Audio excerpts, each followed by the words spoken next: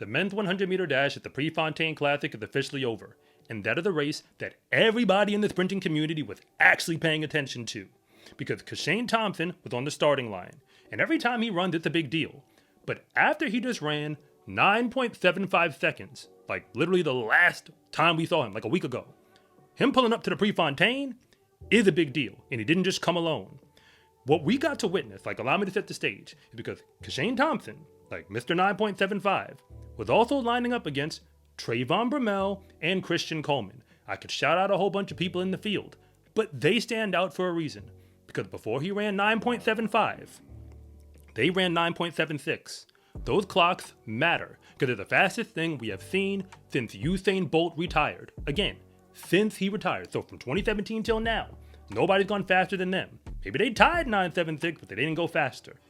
All that being said, when the gun goes off, the race went about how I expected. I mean, within reason. Because Kishane Thompson gets away well, and Trayvon Bromell gets away well. I mean, that's what we expected to see. But the thing is, by the time we're halfway done, like 50, 60 meters in, Kishane Thompson is clearly away from the field. And once I saw that, I'm like, well, this race is over, because we've seen this movie before. There was a short list of men who can actually reel in Kishane Thompson.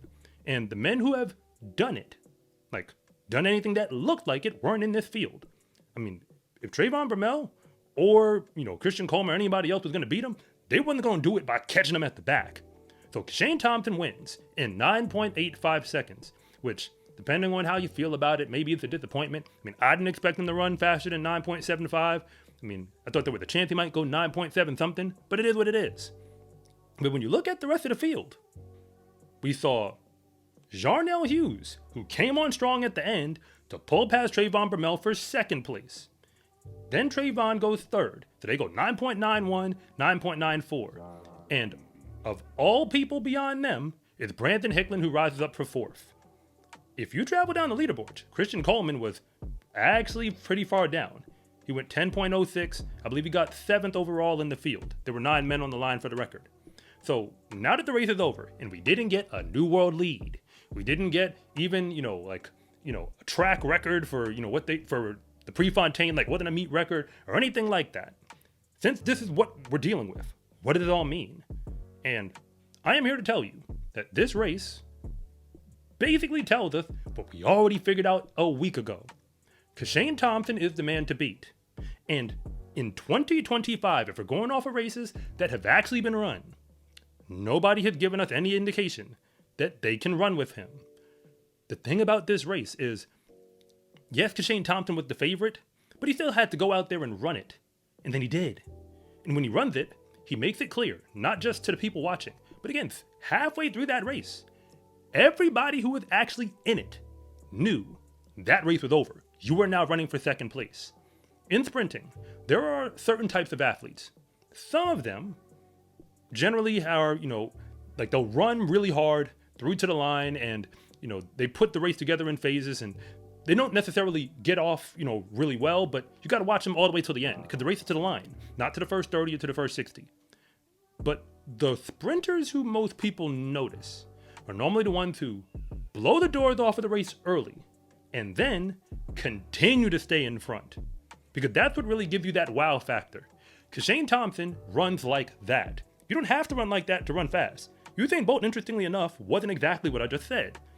He was just with the field halfway through the race.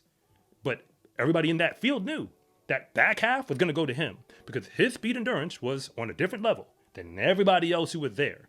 But if you're new here, I want to say thank you for even making it this far into the video.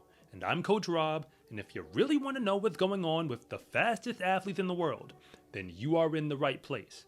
And if anything that I say actually connects with you, it is always greatly appreciated if you would please like and subscribe. But if I don't, just let me know in the comment section because I try to read them all. Now that this Prefontaine Classic is done, it was a very anticipated race. Everybody on that lineup had a reason to be there.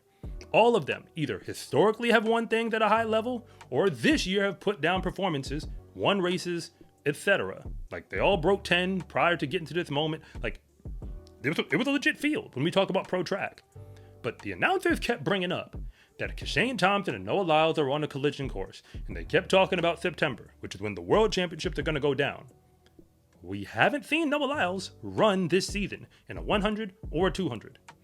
Hey, I know there are reasons. I'm sure he's doing whatever he needs to do for his training. You mentioned, overcoming, a small injury in the past. I don't know how significant it is, but if this is pro track, if this is what we're doing, because the Prefontaine Classic is about as professional as it's going to get, certainly in America, or even for that matter on the Diamond League. What that means is we've got to go off of the races we actually have. In 2025, going off of the races that we have, this is how I'm seeing the field, and Prefontaine gives me a pretty good benchmark to make this assessment. Right now, there's Group 1.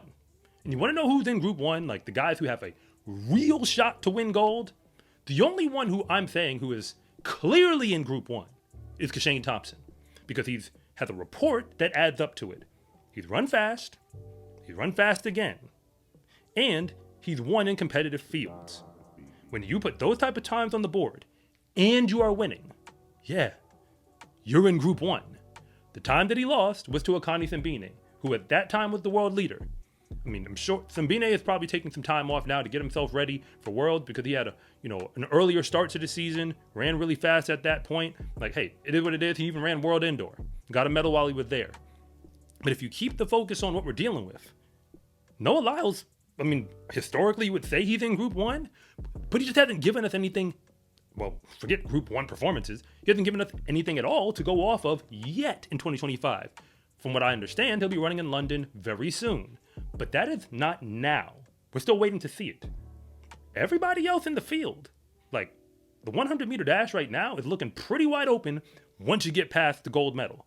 It doesn't mean that Kishane is a lock to win it. I'm pretty sure that Trayvon Bromell, everybody else who was in that field, Jarnell Hughes, who came on real strong to remind us that he is legit and a world medalist. But the medal he has isn't gold. Keep that in mind. Remember, we're talking about gold versus everything else. The everything else is what feels wide open. So the real question that we all have to deal with is, we know Kishane Thompson is the front runner. He's the front runner on the clock. He's the front runner through his performances this year. He's now matched up in a major pro race and handled business and did not make it look like it was really all that close. So now, can anybody actually beat him? That's the discussion. The other medals got to go to somebody. Of course, somebody has to get those medals. But if gold is what you want, you're going to have to go through Kishane Thompson to get it. I know Noah Lyles had that on his mind. And I'm sure Trayvon Bromell, and for that matter, Jarnell Hughes, everybody else who you want to put into the conversation, Kenny Bednarik, Fred Curley, they all know that he's who they have to go through. But what evidence, that's the discussion, what evidence do we actually have that they can pull it off right now? Because we are now in the month of July. September is going to be here a lot sooner than you think. And yes, USA trials still have to happen, and many other nations are going to do the same.